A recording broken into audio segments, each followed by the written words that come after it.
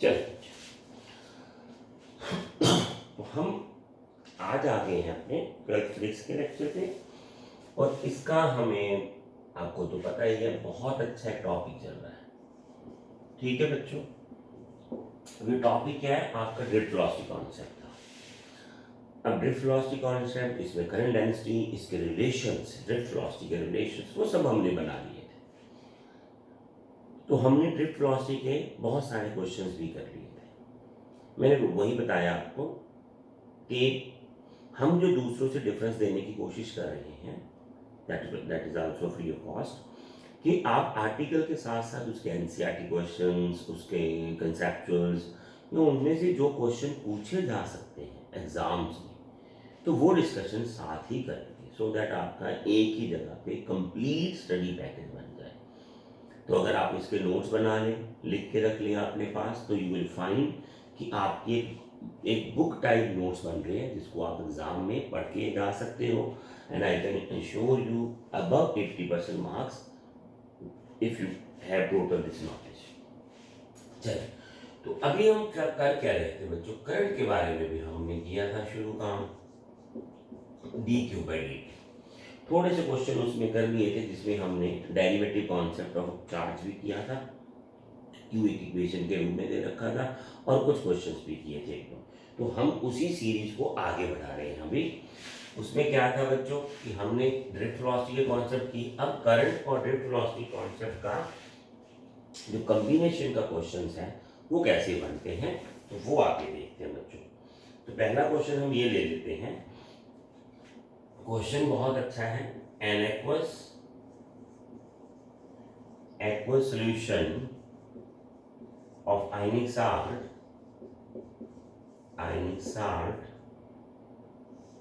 N1 bivalent, ठीक है, positive ions, and N2 monovalent negative ions,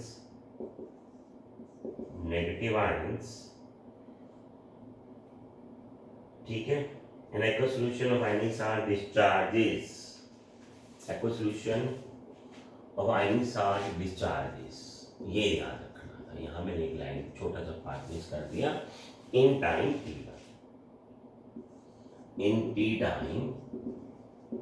and find the current passing through the solution. So find the current passing through solution. अब ये concept क्या है बच्चों? देखो, उसका क्वेश्चन देने का मकसद और क्वेश्चन का मकसद क्या है। देखो, करंट जो सॉल्यूशन में क्रॉस करेगा वो ये होगा कि कितना चार्ज जो है वो बिटवीन द इलेक्ट्रोड्स जो है फ्लो करता है, और उस चार्ज में फ्लो ऑफ जो चार्ज माना जाएगा, that is flow of charge is positive and negative charge. So flow of charge क्या मानेंगे? Flow of charge is positive charge plus negative charge. ये दोनों का जितना फ्लो होगा एक इलेक्ट्रोड और दूसरे इलेक्ट्रोड के बीच, अब ये डिस्चार्ज शब्द है, तो ये हमने इलेक्ट्रोकेमिकल सेल्स कर लिए हैं, Na पॉजिटिव और Cl नेगेटिव, और ये यहाँ डिस्चार्ज होता है, ये यहाँ डिस्चार्ज होता है, अगर ये प्लस है, ठीक है।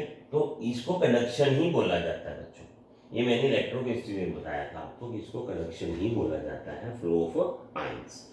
अब होता क्या है, इसको बोलने का क्या है, ये यहाँ गया, अपने एक इलेक्ट्रॉन छोड़ा, ये फिर इधर आ गया, तो ये हुआ क्या कि क्लोरीन यहाँ जाता है, इलेक्ट्रॉन देता है, सोडियम उसको ले लेता है। तो इस तरह से, ये सीधा नहीं करते, इस तरह से हम ये मानते, फिर क्लोरीन उधर गया, फिर सोडियम ने ले लिया इलेक्ट्रॉन, तो इसका मतलब ये बना कि ये इलेक्ट्रॉन ऐसे घूम रहा है। अब उसको घूमने में मदद कौन कर रहा है? मदद कर रहा है पॉजिटिव और नेगेटिव चार्ज। तो बायोवलेंट का मतलब है कि जो N1 है, इतने आयंस बायोवलेंट है, यानी ये एट ए टाइम पे दो इलेक्ट्रॉन को कंडक्ट कर रहे हैं, ठीक है ना। चार्ज बायोवलेंट मतलब 2 एंड मोनोवलेंट मतलब 1 को कंडक्शन कर रहे हैं। तो ये कितना कंडक्शन कर रहे हैं इलेक्ट्रॉन को? 2 ही। तो इतना चार्ज इन्होंने कंडक्ट कर दिया। ये कितना कर रहे हैं बच्चों? N2e। अब ये चार्ज कितने टाइम में किया है? ये टोटल चार्ज की कंडक्शन इतनी होगी। This is what we want to understand. तो ये आ गया आपके पास 2n1 n2 e/t। इतना चार्ज कंडक्शन हुआ, ये ध्यान रखना है बच्चों। Flow charge will be charge flow positive charge plus negative charge plus, बाद में इसको माइनस नहीं करना है इसे, ये ध्यान रखना है इसको। ये ब्रैकेट खुल गई, ये माइनस, ये वो नहीं है। हमने कितना चार्ज देखा है, n1 2e/t और प्लस n2 e/t। ये नेगेटिव चार्ज फ्लो हुआ, ये पॉजिटिव, टोटल चार्ज इतना ही फ्लो हुआ। तो हमने वो चार्ज लेना है सम जो है, ठीक है। तो इतना आयंस फ्लो हुए, चार्ज कितना फ्लो हुआ, इलेक्ट्रॉनिक 1.6 इंटरनल। तो आयंस कितने फ्लो हुए, मान लो ये n1 दिया होता वैल्यू, कोई n2 की वैल्यू दी होती तो इतना। अब इसमें क्या आएगा, मान लीजिए n1 दिया होता और आपको 10⁻⁴ समथिंग कि चले इतने आयंस, चलो हम 3 ले लेते हैं बच्चों, n1 3 आयंस और ये 5 आयंस कंडक्ट हुए, मान लीजिए ऐसे ले लिया, चाहे 2 ले लीजिए। और चार्ज कितना कंडक्ट हुआ, इतना। टाइम कितना लगा, मान लीजिए टी ले रखा उसने, और ये सब कुछ हुआ मान लीजिए 60 सेकंड में। तो फिर इतना करंट फ्लो आएगा, ये एम्पियर। अब यहाँ किसी को माइनस नहीं किया गया कि नेगेटिव चार्ज है ये माइनस हो जाएगा, माइनस माइनस ऐसे, ये नहीं है, ये तो नेगेटिव चार्ज है, वो माइनस वाला नहीं आएगा। ये समय लगी बात है, इसलिए इतना खोल के बताया। तो आपको क्या करना है, एक्वस सोल्यूशन जो है और final charge n1 bivalent positive charge और n2 जो है मोनोवैलेंट चार्ज। तो हमने यहाँ देखा है नेगेटिव इधर जाता है, पॉजिटिव उधर इलेक्ट्रॉन ले लेता है। तो क्लोरीन का ऐसा इलेक्ट्रॉन ये फ्लो का बन गया। अब यहाँ से तो यहाँ बैटरी ने काम करवा दिया, ठीक है ना। एक इलेक्ट्रॉन से दूसरे इलेक्ट्रॉन की तरफ तो बैटरी ने चार्ज पहुँचा दिया, अपना करंट पहुँचा, इलेक्ट्रॉन पहुँचा दिए, चार्ज पहुँचा दिया। अब बीच में चार्ज कौन पहुँचा रहा अपना, ये यहाँ दे रहा है इलेक्ट्रॉन और ये यहाँ से ले रहा है आयन। तो इसका मतलब ये है कि ये इलेक्ट्रॉन जो है, अब इलेक्ट्रॉन जो है वो इसी तरह से एक्सचेंज हो रहा है इलेक्ट्रॉन्स में, पर वो ले दोनों रहे हैं, ये ले रहा है इलेक्ट्रॉन, ये दे रहा है इलेक्ट्रॉन। तो इलेक्ट्रॉन इसी तरह से एक्सचेंज होता है। हम जो साल्ट है, आयनिक साल्ट है, इसका जो चार्ज फ्लो है हम ऐसे लेते हैं बच्चों, ये ध्यान रखना है, पॉजिटिव चार्ज और नेगेटिव चार्ज। तो ये बहुत बड़ी बात थी जो आपको समझनी चाहिए। फिर ये बायोवलेंट मतलब कॉपर, कितने इलेक्ट्रॉन लेता है टाइम पे, 2। कितने हैं, n1 गिनती पता ही नहीं है तो n1 डाल दिया। मोनोवलेंट मतलब सिंगल,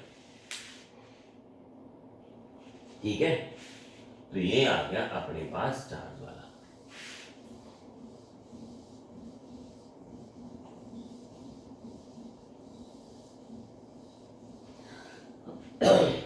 चल आगे देखते हैं बच्चों, इसमें आगे कोई क्वेश्चन है। ये देखिए अभी आपने क्वेश्चन किया चार्ज वाला। अब आर्टिकल तो ड्रिफ्ट वेलोसिटी हमने पढ़ लिया, वो अलग बात होती। अब क्वेश्चन जो है वो डिस्कशन वाली है, आपको अच्छा लगे तो वीडियो देखते रहिए आगे। इसमें सब क्वेश्चन ही आएंगे कि आपको एग्जाम में क्वेश्चन जिसके एनसीईआरटी क्वेश्चन भी होंगे वो भी आएंगे। तो मान लीजिए एक क्वेश्चन है, in an hydrogen atom an electron revolves around the proton in a circular radius. So in H atom electron जो है वो रिवॉल्व कर रहा है अराउंड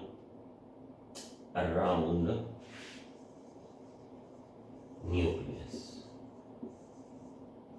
ठीक है, दैट इज प्रोटॉन। अब प्रोटॉन है वो तो न्यूक्लियस में, और तो कुछ है नहीं वहां, ठीक है। In a circular orbit, in a circular orbit, ठीक है।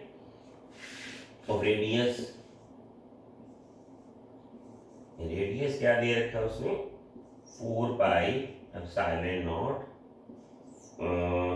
4h² divided by m(e²). ये दे रखा उसने, बट वही लेना पड़ेगा ना हमें। With speed 1/4πε0 e² by 2h। Find the loop current. अब ये देखिए, ये क्वेश्चन को आप समझने की बात समझिए पहले। देखिए क्वेश्चन में है क्या, देखिए आपके पास एक इलेक्ट्रॉन रिवॉल्व कर रहा है ऐसे, और मान लीजिए ये है इलेक्ट्रॉन, मान लीजिए ऐसे रिवॉल्व कर रहा है, ई रेडियस आर है। अब ध्यान से देखते बच्चे, अब ये यहाँ से एक चक्कर पूरा करके आता है जितने टाइम में, तो उतने टाइम में हम फ्लो ऑफ चार्ज मानेंगे। समझे बात आप? इलेक्ट्रॉन का जितने टाइम में एक चक्कर पूरा होता है उतने टाइम को हम फ्लो ऑफ चार्ज मानेंगे। जब वो चक्कर पूरा हो जाएगा तो फिर चार्ज का फ्लो जीरो माना जाएगा, पर उस दौरान जहाँ तब तक वो फ्लो कर रहा है हम करंट मानेंगे। तो लूप करंट जो होगा बच्चों, दैट विल बी चार्ज और उसका टाइम, जितने टाइम वो फ्लो किया। अब ये टाइम कैसे निकालें, ये देखिए टाइम जो होगा वो होगा ये वाला distance divided by its velocity. अब डिस्टेंस तो ट्रेवल इसने इतना किया तो वेलोसिटी इतनी आ गई ट्रेवल करके, ठीक है, तो वेलोसिटी ये है, तो टाइम हमारे पास आया 2 pi R divided by V, that is distance travel divided by velocity. ये समझ लग गया आपको? तो करंट क्या बना हमारा, ई 2 पाई आर इंटू वी। अब सब वैल्यूज डाल दो, क्या क्या है, ई वी की वैल्यू क्या है 1 by 4 pi epsilon naught E square by 2h। अब नीचे क्या है हमारे पास 2 पाई, आर की आंसर क्या है 4 पाई एप्सिलॉन नॉट, ऊपर चला जाएगा वो, जो नीचे इसके आएगा वो ऊपर जाएगा, क्या आ जाएगा 4h square divided by M E square. ठीक है, तो ये बन जाएगा अपने पास।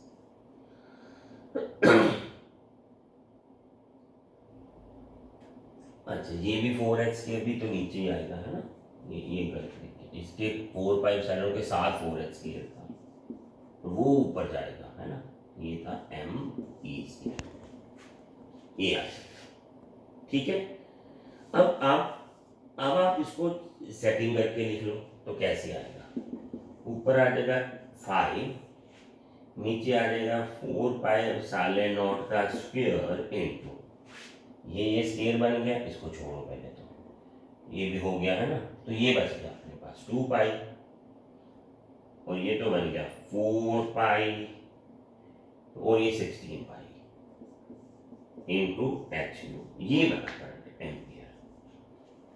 अब मैं अभी देखो वो एरर हुआ था वो ध्यान रखना, 4 पाई के साथ है ये मल्टीप्लाई, वो नीचे फिर ये वाला ऊपर जाना था। चलिए वो तो हो गया, कॉन्सेप्ट समझ लग गया। अब इस क्वेश्चन का कॉन्सेप्ट समझना तो अलग बात है, कॉन्सेप्ट तो ये था बच्चों, डाली उसके बाद वैल्यूज है। अब ये जो देता है ना बच्चों ये वाला, ये वो थोड़ी ऐसे दे देते हैं कई बार वैल्यूज कि ऑफ बीट सी वैल्यू हो, थोड़ा टीडियस सी वैल्यू हो तो बच्चा डर जाएगा। अगर वो पेशेंस रखता है, क्वेश्चन को सीख के आया हुआ, घर से पढ़ के आया हुआ क्वेश्चन को, उस टाइप का क्वेश्चन आया फिर दिक्कत ही कोई नहीं, फिर तो ये सॉल्व हो ही जाना ऐसे। तो मैंने इसीलिए ये क्वेश्चन करवाने का सीरीज शुरू किया हुआ है कि आर्टिकल की डिस्कशन के अलावा जो क्वेश्चन में आता है हमें वो कहाँ डिस्कशन करें। तो अगर तो आप इसको ही सुनते रहते हो सारी प्ले लिस्ट में, आप चैनल को सब्सक्राइब करें और आपको वो सब कुछ मिलता जाएगा जो आपको बोर्ड्स में और IIT और नीट के कॉन्सेप्ट में चाहिए, वो फ्री ऑफ कॉस्ट है। ठीक है, वो याद रखना आपको। तो आगे क्वेश्चन आ गया, ये क्वेश्चन है एनसीईआरटी का बच्चों। अब इस टॉपिक में एनसीईआरटी सीरीज तो चल ही रही है हमारी। The atomic weight of copper is 65 gram, Cu atomic weight ये दिया रखा है 63.5 ग्राम, ये दिया हुआ है। इट्स डेंसिटी भी दे रखी है आपको, and that too is 9000 kilogram per metre cube.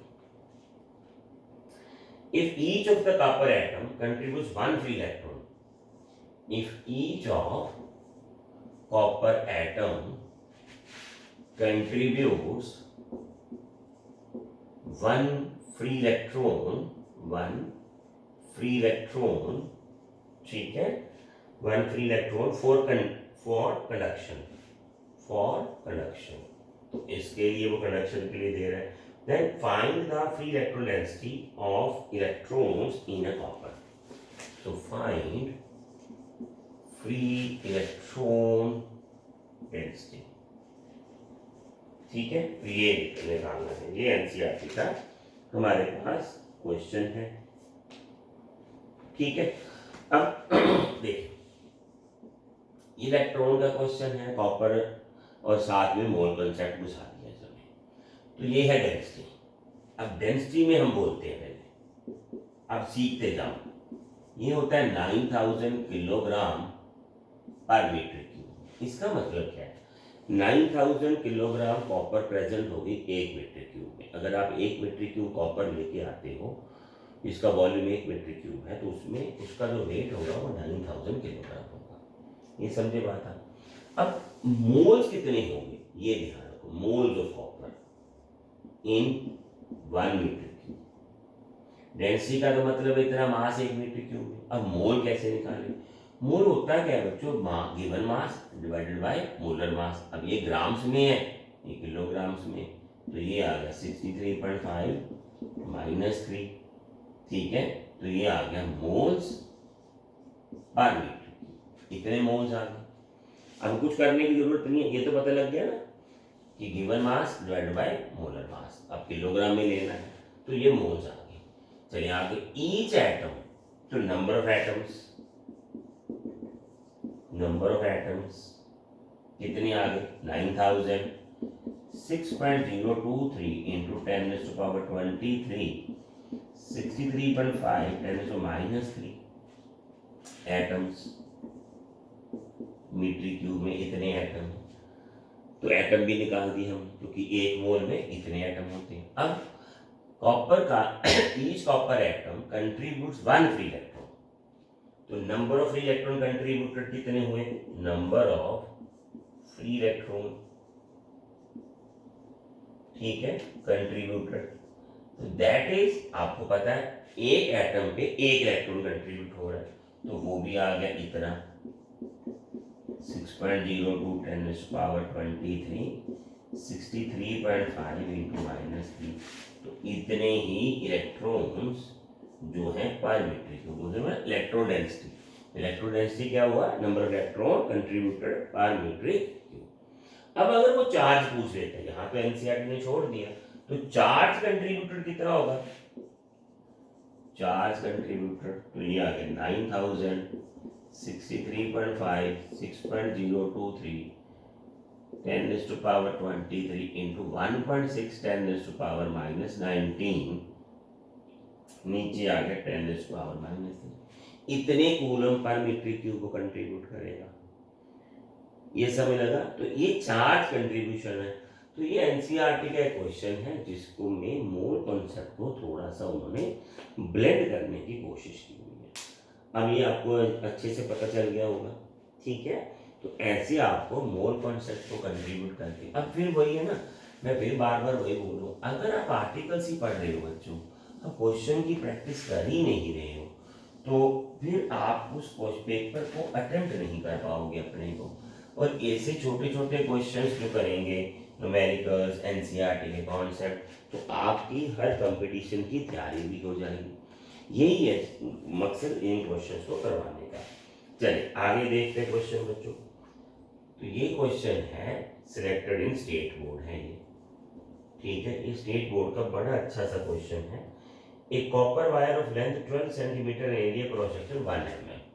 तो कॉपर वायर, ठीक है, एल दे रखा है उसमें 12 centimetre, and area cross section जो है वो दे दिया 1 मीटर 1 mm स्क्वायर, ठीक है जी।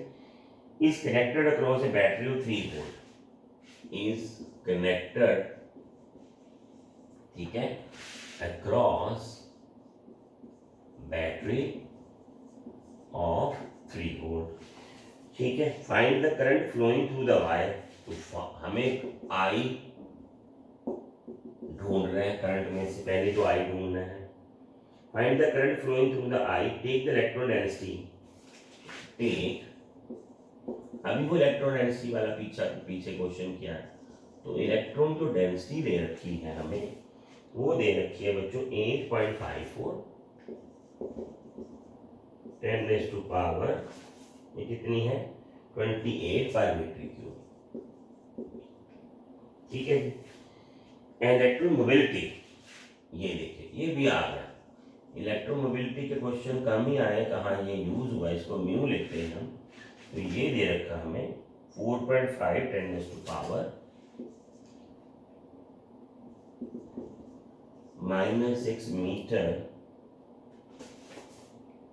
Metre square volt second. तो ये आ गया आपके पास।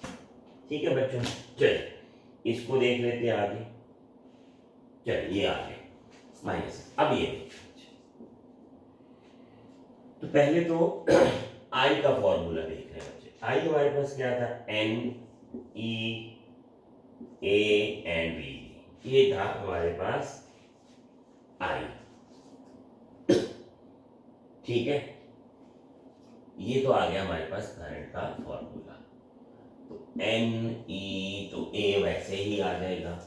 अब हमने डाला इधर ये वाला म्यू, इलेक्ट्रोमोबिलिटी क्या था, ड्रिफ्ट वेलोसिटी पर यूनिट। ये साइड पे याद रखना। इलेक्ट्रोमोबिलिटी क्या होता है, drift velocity per unit electric field. तो वहां से हमने ये वैल्यू डाल दी इसकी। ठीक है, अब E क्या होता है हमारे पास, V/L। आई आ गया NEA म्यू V/L लेंथ। अब सब कुछ दे दिया। अब N क्या है बच्चों, number of electrons per unit volume, तो ये तो चाहिए ही था। ये आ गया अपने पास 828, ये आ गया इतना -19। अब वो आ गया।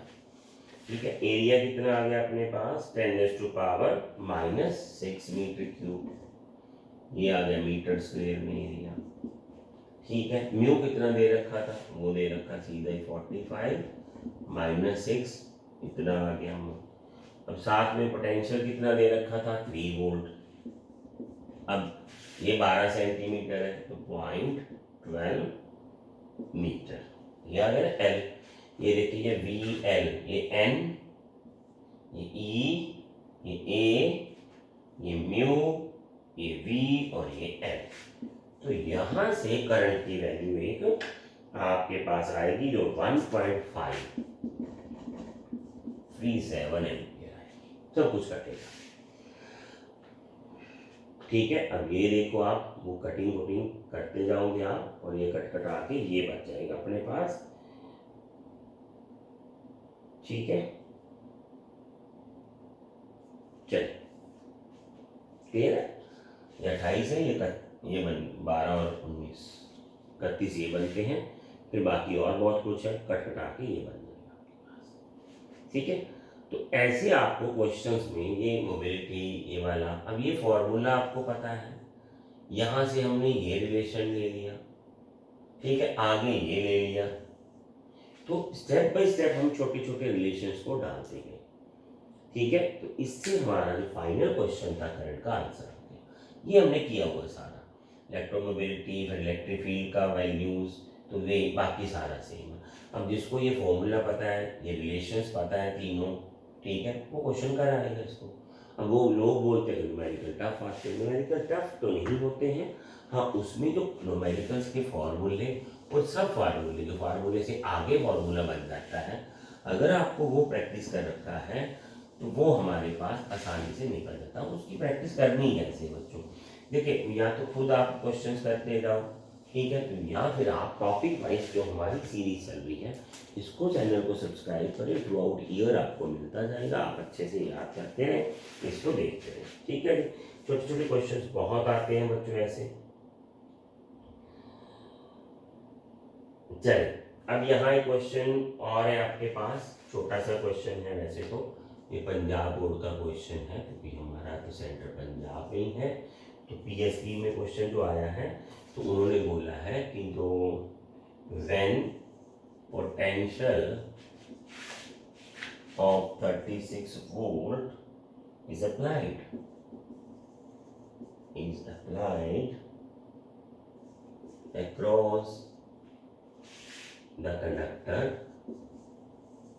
across the conductor of length 18 centimetre. Length दे दी बच्चों 18 सेंटीमीटर उसने, the electron drift with the velocity of this, तो वीडी दे दी उसने हमें 4 × 10⁻³ मीटर पर सेकेंड -3। इलेक्ट्रॉन ड्रिफ्ट वेलोसिटी होनी नहीं चाहिए कितनी, चलिए मोबिलिटी निकालनी है इसकी, म्यू निकालना, म्यू मतलब मोबिलिटी निकालनी है। यहाँ तो भी क्वेश्चन में कुछ एरर ना हो, मैं तो वो देख रहा था, क्योंकि इतनी कम वेलोसिटी तो ड्रिफ्ट वेलोसिटी नहीं होती, काफ़ी बढ़ती है। चलिए हमें क्या है, हमने तो मोबिलिटी निकालनी है, तो मोबिलिटी में हमें ये पता है it is always drift velocity पर इलेक्ट्रिक फील्ड, और ड्रिफ्ट वेलोसिटी और नीचे आ गया v और साथ में ऊपर आ गया n। ठीक है बच्चों, बस यही फॉर्मूला लगना, then you can put the values. तो ड्रिफ्ट वेलोसिटी 4 × 10⁻³ अब जो दे रखा है तो हम क्या कर सकते हैं उसमें, तो नीचे आ गया 36 वोल्ट, म्यू इतना आ गया आपके पास मोबिलिटी। ठीक है, तो ये 2 × 10⁻⁵ मीटर³ सब दिखा रही है। ठीक है, ये ऐसी आएगी 2 × 10⁻⁵ मीटर² पर वोल्ट पर सेकेंड। ठीक है, ऐसे लिख लेते हैं। तो मोबिलिटी वाला वो फॉर्मूला यूज हुआ है, ये 2 मार्क्स का क्वेश्चन होगा। ठीक है, तो यह क्वेश्चन क्या है, मोबिलिटी। मोबिलिटी क्या होता है, drift velocity per unit electric field. आपने 1 यूनिट इलेक्ट्रिक फील्ड लगाई, उसमें कितनी ड्रिफ्ट वेलोसिटी पैदा हुई है, that is called mobility of an electron. ठीक है, तो ये तो सिंपल है, क्वेश्चन हो जाएगा, बट सिंपल है, सुनते जाओ। हम क्या करते हैं, इम्पेशेंट हो जाते हैं, हमसे सुना ही नहीं जाता ये, कई बार तो हम बंद कर जाते हैं। मैं बोलता हूँ वो तो है ही आपके पास, लेकिन इसमें क्या है, थोड़ा विजुअलाइजेशन आपको करना पड़ेगा। ठीक है, आप टाइम डाउनलोड्स कर लीजिए, आप उसको बाय पास सुन लीजिए, पर क्वेश्चन तो आपको करने ही पड़ेंगे। ठीक है बच्चों, तो नेक्स्ट क्वेश्चन देखते हैं हम। अब ये नेक्स्ट क्वेश्चन है अपने पास, ये वाला क्वेश्चन क्या है, a uniform silver wire, a uniform silver wire of length 1.2 meter, of length 1.2 meter, and area cross section and area of cross section 2.5 minus meter square, carries a current of 1.6 ampere. So carries a current of 1.6 ampere. Find how long it will take for electron to cross the wire. So find how long it will take for an electron to cross the wire. तो wire को cross करने में electron को कितना time लगेगा। Take free electron density in silver is this much, take free electron density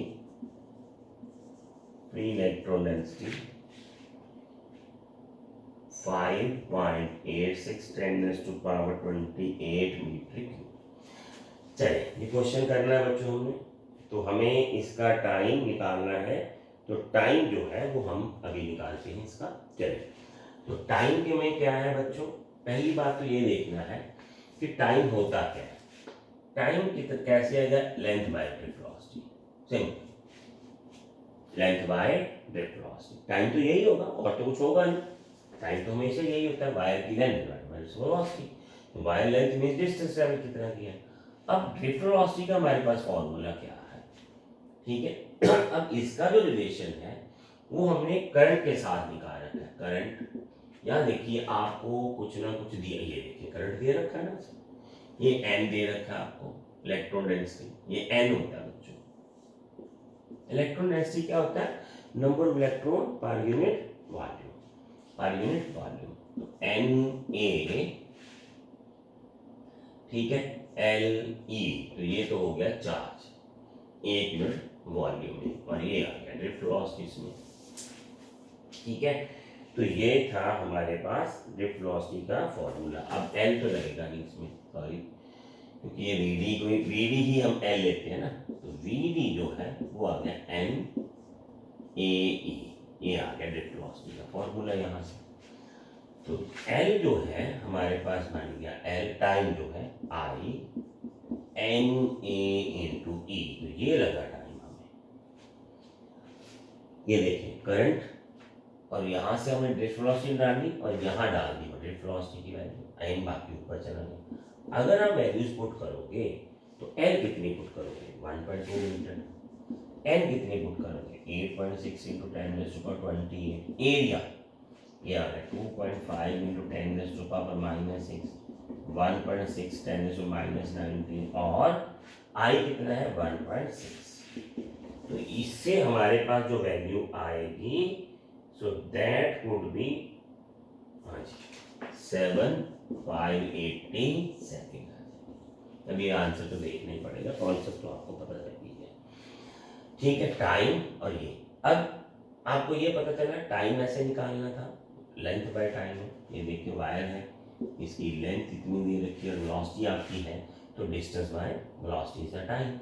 तो current I NEA, n number of electron per unit charge. अब यहाँ मैंने L लगा के काट दिया था क्योंकि करंट ऐसे आना था ना, ये वाला ये आना था टाइम, तो L बाई टी करंट क्या होता है चार्ज बाय टाइम। अब इसको हम ड्रिफ्ट वेलोसिटी लेते हैं, इसको क्या लेते हैं ड्रिफ्ट वेलोसिटी लेते हैं पर सेकंड वाली।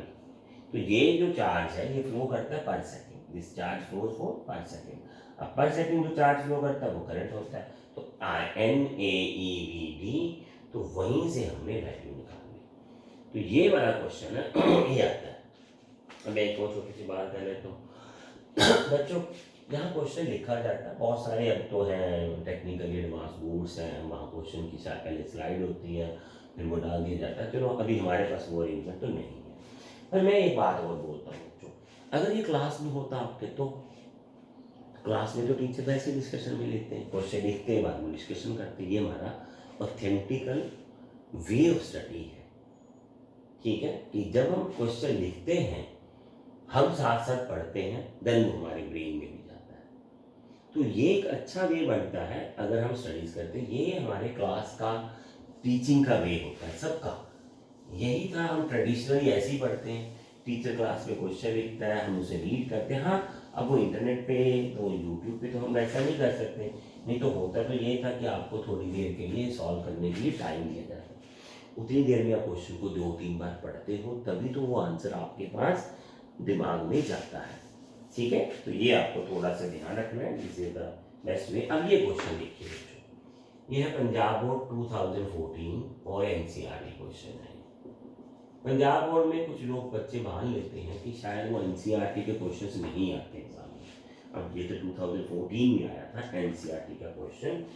NCERT के क्वेश्चन जो हैं करने से आपको फायदा ये मिलता है कि कॉन्सेप्ट का जो अच्छे से पार्ट है वो निकल जाता है आपके दिमाग में से, पूरा पूरा आ जाता है। तो इलेक्ट्रोडेंसिटी ऑफ कॉपर इज दिस, इलेक्ट्रोडेंसिटी तो मैं N लिख लेता हूँ। अब तो इलेक्ट्रोडेंसिटी of copper is 8.5 10⁻28 per meter cube. How long the electron will take to drift from 3 meter wire when the current is 3 ampere? तो हमें क्या लिखना है, टाइम निकालना है, और ड्रिफ्ट वेलोसिटी जो दे रखी है वो दे रखी है, नहीं दे रखी, लेंथ ऑफ वायर दे रखी थी 3 मीटर। ठीक है, लेंथ ऑफ वायर क्या दे रखी है 3 metre, and when the current of 3 ampere is pass, तो करंट जो हमारा है वो 3 एम्पियर पास किया गया है। ठीक है, तो एरिया क्रॉस सेक्शन भी दे रखा है, एरिया क्रॉस सेक्शन भी है अपने पास, वो है 2 × 10⁻⁻6 मीटर स्क्वायर है। Will the current take less और more time if the current is increase to 4 ampere? तो ये क्वेश्चन, तो क्वेश्चन दोबारा सुन लीजिए। Electron density in a copper wire is 8.5 10⁻28 per meter cube. How long the electron will take to drift? How long the electron will take to drift from a length of 3 meter wire when the current of 3 ampere is passed? The area cross section of wire is 2 × 10⁻6 meter square. Will the electron take less time or more time? Take less time or more time if the current is increased from 3 ampere to 4 ampere. तो पहले तो हमें ये time निकालना है, कि उसको time कितना लगता है। तो टाइम तो भैया जी लगेगा सॉरी क्या था हमारे पास, लेंथ बाय ड्रिफ्ट वेलोसिटी। तो ड्रिफ्ट वेलोसिटी तो हमने अभी किया था इसका, आई बाय एन ए इंटू ई, ये किया था हमने अभी बस। चलो तो ये आ जाएगा, आप सब वैल्यूज को मैंने लिख दिया, आप सब वैल्यूज को डालोगे तो टी जो आपके पास आ जाएगा 7.5 आवर्स आ जाएगा। अब ये कहता है कि करंट अगर मैंने 4 एम्पियर कर दिया तो क्या उसको टाइम कितना लगेगा। On increasing the current in the wire the drift velocity will increase, hence it take less time. अब देखिए अब ऐसे नहीं लिख के आ सकते, अब सब कुछ तो हमने कांस्टेंट रख लिया, एन ए बी तो constant, drift velocity is directly proportional to I. As I increases drift velocity जो है इंक्रीज कर जाती है। ठीक है, अगर ड्रिफ्ट वेलोसिटी इंक्रीज करती है तो टाइम तो लेंथ तो सेम था, तो इसके बाद आ जाता है time, time is reversely proportional to drift velocity. अब ये लिख के आना आपको वहां, ठीक है, ये याद रखना है। देखिए करंट इंक्रीज किया तो ड्रिफ्ट वेलोसिटी बढ़ गई, ड्रिफ्ट वेलोसिटी बढ़ी तो टाइम कम हो गया, so it will take less time, it will take less time when I increases. अब आंसर तो आप ऐसे लिख के आ जाओगे, पर ये बनाना पड़ेगा फिर आपको साथ में, फिर आप लिख पाओगे ये वाला पॉइंट आपको जो लिख के दिया गया। ये समझे बात आप, क्लियर हुआ। चलिए आज के सेशन का लास्ट एनसीईआरटी क्वेश्चन है, इसमें भी 2-3 चीजें हैं जो कर रखी हैं इसमें। देखिए आपने सारे एनसीईआरटी क्वेश्चंस कर लिए ड्रिफ्ट वेलोसिटी के, अब आप इसके एमसीक्यूज कर सकते हैं। एमसीक्यूज जब करोगे आप, ठीक है, तो एमसीक्यू करने के लिए आप कोई भी बुक ले सकते, जैसे एमटीजी की ले लीजिए, एनसीईआरटी फिंगर टिप्स आती हैं, उसमें टॉपिक वाइज दिए होते हैं क्वेश्चंस, वो ट्राई करें और मेरे को फीडबैक दें। अगर आपने मेरे वाला ये लेक्चर सुन लिया विद क्वेश्चंस तो आप बाय करें वो बुक, 200-300 रुपए की आ जाएगी, एक वीक्स की बुक, ऐसे केमिस्ट्री के मेरे लेक्चर चल रहे हैं, ठीक है, तो आप ये दोनों के आराम से एमसीक्यू कर लेंगे। तो उसके बाद जब आपका तैयारी हो जाए, क्यों to WhatsApp I will send you a test, free of cost है। अब उस टेस्ट को दिए करें, मेरे को आंसर लिख के भेजिए, विल गिव टू फीडबैक, आपके मार्क्स इतने हैं वो चेक करके हम बताएंगे आपको, जो आपके डाउट्स बनेंगे, जो आपको क्वेश्चन नहीं आएंगे वो हम आपको वीडियो सोल्यूशन देंगे इसका। वो एनसीईआरटी फिंगर टिप्स आप ले लीजिए, एमटीजी की आती है, बहुत अच्छी बुक है वो, ठीक है। तो वो उसमें से आपको टॉपिक वाइज मैं करवा रहा हूँ, मैं वही पैटर्न फॉलो करता हूँ, बहुत सारे हैं। बस आप करने के बाद मेरे को ये बताएं कि लेक्चर सुनने के बाद क्या आपको प्रॉब्लम आई है। अगर प्रॉब्लम नहीं आई तो फिर इतना तामझाम क्यों हम इतने इंस्टीट्यूट्स के लेक्चर पे टाइम और मनी वेस्ट करते हैं, क्यों वहाँ भागते हैं, जब हमारा सारा जो है निचोड़ वो एनसीईआरटी में पड़ा है, तो क्या हम उसको डिस्कशन नहीं कर सकते। If you discuss this, if you learn this lectures, ठीक है, ठीक है, if you learn this lecture तो आप एमसीक्यू की तैयारी का बहुत सारा पैसा अपने पेरेंट्स का बचा सकते हो, and that depends on your brain satisfaction level, guidance पे डिपेंड करता है, यू विल सेव मनी, ठीक है। तो चलिए आगे देखते हैं एक छोटा सा क्वेश्चन, तो ये भी एनसीईआरटी का क्वेश्चन है, आपने देखा होगा सारे हैं। अब ये last question, estimate the average velocity of electron in a copper of area cross section 10⁻⁴। इमें सुन लीजिए, क्वेश्चन बहुत बड़ा है, लिखा नहीं जाएगा। तो लिखा है estimate the average drift velocity of an electron in a copper wire of area cross section 10⁻⁻7 meter square having current 1.5 ampere. The number of electrons per unit volume, जिसे हम इलेक्ट्रॉन डेंसिटी भी बोल देते हैं, इज 8.5 10⁻28 by meter cube। ये हमने बहुत बार लिख लिया अभी। Now compare the drift velocity thus obtained with the thermal speed of electron and velocity of propagation of electric field along the length of the conductor which causes the drift motion। अब ये question एक बार फिर पढ़ना पड़ेगा आपको मेरे साथ दोबारा, फिर बहुत अच्छा पता लगेगा। तो धीरे धीरे पढ़ते जाएंगे, धीरे धीरे समझते जाएंगे। एस्टिमेट द ड्रिफ्ट वेलोसिटी, तो हमें ड्रिफ्ट वेलोसिटी निकालनी है, ये डाल देते हैं। Area cross section, area cross section दे रखा 10⁻⁻7 मीटर स्क्वायर, आई दे रखा आपको 1.5 ampere, and n number of electrons in free, जो डेंसिटी है 8.5 10⁻28 मीट्रिक क्यूब दे रखी है। Now compare the drift velocity with, तो एक तो आपको ड्रिफ्ट वेलोसिटी निकालनी है, एक आपको निकालनी है थर्मल वेलोसिटी। अब थर्मल वेलोसिटी थी हमारी kT/m, एक, so this is thermal velocity and you have to compare Vd and Vt, ये कंपेयर करनी है। पहली बात हुई थर्मल वेलोसिटी 3kT/m, अभी फॉर्मूला इसके न्यूमेरिकल में आया नहीं था, अब एनसीईआरटी क्वेश्चन आप ये छोड़ नहीं सकते थे। तो आगे देखते हैं बच्चों, हाँ जी, और velocity of propagation of the electric field along the length of the conductor which causes the drift motion, which causes the drift motion। अब वेलोसिटी ऑफ जो इलेक्ट्रिक फील्ड प्रोपेगेशन, ये मैं लाइन में लिखना चाहता हूँ, velocity of electric field propagation. अब ये डिफरेंट वर्ड है बच्चों, ये होती है 3 × 10⁸ metre per second. Basically velocity of electric field propagation का electromagnetic wave, electromagnetic wave which flows in the conductor, ये फ्लो होती है कंडक्टर में। अब अलग अलग से कॉन्सेप्ट है, तो चले पहले ड्रिफ्ट वेलोसिटी। तो drift velocity I/n a into e, put the value, सब वैल्यू दे रखी है आपको 1, 8.5, तो ये आप डाल लोगे है ना, सब वैल्यूज डाल के ई दिया नहीं, मैंने दे देता हूँ यहाँ 1.6 × 10⁻⁹ कूलम, ठीक है। तो ए आ गया E 8, 28, एरिया -7, 1.6 -19।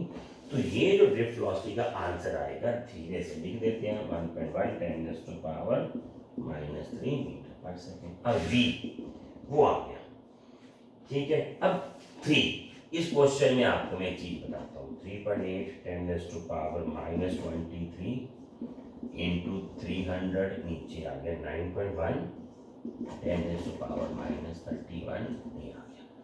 अब इसमें बहुत बड़ी बात है बच्चों, ये है बोल्ट्जमैन कांस्टेंट। अब ये पंगा पड़ेगा, अब ये याद नहीं रहता, इंटेलिजेंस वाली बात नहीं है, याद नहीं रहता कैसे। अब इसको 300 लेना है, ये रूम टेम्परेचर है, ये 300 केल्विन ही लेना, दिया होना, तो सारा झोल तो इस फॉर्मूले का था। अब ये एनसीईआरटी क्वेश्चन है, तो ये इसमें वैल्यूज दी ही नहीं क्यों, वो कहता है कि ये आपको याद होनी चाहिए। तो यहाँ से ये जो थर्मल वेलोसिटी है वो सॉल्यूशन करके आपके पास आती है 1.17 10⁵ मीटर पर सेकंड। अब ये आ गया अपने पास। अब ये इलेक्ट्रोमैग्नेटिक वेव VC को 3 × 10⁸ मीटर पर सेकंड। अब बताओ कॉन्सेप्ट क्या, कुछ भी नहीं, हमें ये बताया जाता है कि ड्रिफ्ट वेलोसिटी ही मेन कंडक्शन करती है, वो तो उसे भी इतने कम, फिर कैसे हुई। अब वो कॉन्सेप्ट बदल जाते हैं। कंपैरिजन में तो है बच्चों, कौन किससे ज्यादा है ये आपको पता लग गया है, ये देख लीजिए, ये इससे 10⁻, देखिए कितने टाइम ज्यादा है, 8 टाइम ज्यादा है, 10⁻8 टाइम ज्यादा है। अब ये इससे कितनी ज्यादा है, ये वाली 10⁻11, ये 11 टाइम ज्यादा, 10⁻11 टाइम। अब इसको 10⁻11 से मल्टीप्लाई करो तो 10⁻8 आता है, दूसरे टाइम ही ज्यादा। तो फिर करंट की स्पीड क्या है, करंट की स्पीड तो ये है, मोमेंटली चल जाता है। तो इसका मतलब ये बना कि ये कॉन्सेप्ट, इलेक्ट्रॉन एक जगह से दूसरी जगह पे हमारा चार्ज कंडक्ट करते हैं in the conductor wire, and during the conduction they collide with each other and there is a wastage of energy between them when resistance starts, is not a concept good. ये concept चल ही नहीं रहा। ये concept बनाया क्यों था, क्योंकि उसकी वेलोसिटी तो वो एक्चुअल में तो आती नहीं है। तो अब ये कॉन्सेप्ट ये डाला जाता है कि जो कंडक्टर्स होते हैं वो अपने अराउंड, जब हम इलेक्ट्रिक फील्ड लगाते हैं तो वो इलेक्ट्रोमैग्नेटिक वेव पैदा करते हैं, तो इलेक्ट्रॉन्स जो हैं उन वेव को चलने में मदद करते हैं, ठीक है, बाय वाइब्रेशंस, बाय मूविंग। अब ये कॉन्सेप्ट हम बना लेते हैं ना, मैंने बोला ना वो बना लेते हैं। तो पहले जो थर्मल वेलोसिटी इसकी इतनी थी, उसको वेव को कंडक्शन करने के लिए, मनाने के लिए जो हमें करना पड़ता है काम, that is called wastage, that is called resistance. अब जितना ज़्यादा उसकी थर्मल वेलोसिटी होगी, जितना ज़्यादा टेम्परेचर होगा, उसकी उतनी थर्मल वेलोसिटी ज़्यादा होगी, क्योंकि थर्मल वेलोसिटी जो है वो इनवर्सली प्रोपोर्शनल टू ये होता है, more the thermal velocity more is the wastage of energy, more is the resistance. तो यहाँ ये कॉन्सेप्ट फिट बैठ जाता है कि उतनी ही ज़्यादा उसको मेहनत करनी पड़ती है कि भाई हमारी प्रोडक्शन में सहायता कर दे, हमने तो तेरी मदद लेनी है, तूने कहीं जाना नहीं है, यहीं पड़े रहना, ठीक है, आपने तो सिर्फ फ्लो में हाथ बढ़ाना है बस, तो वो इलेक्ट्रोमैग्नेटिक वेव चल पड़ेगी बीच में से, तो इतनी स्पीड से चल जाएगी, बस आप थोड़ा हाथ बढ़ा दो, वो कॉन्सेप्ट डाल देंगे। तो ये है एनसीईआरटी का क्वेश्चन। पूरी सीरीज होगी है बच्चों। नेक्स्ट अभी हम ओम्स लॉ में चलेंगे करंट इलेक्ट्रिसिटी के चैप्टर में, वहाँ भी वैसा करेंगे, तो आप अच्छे से इन क्वेश्चंस को कर लें। चलिए बाद में मिलते हैं बच्चों।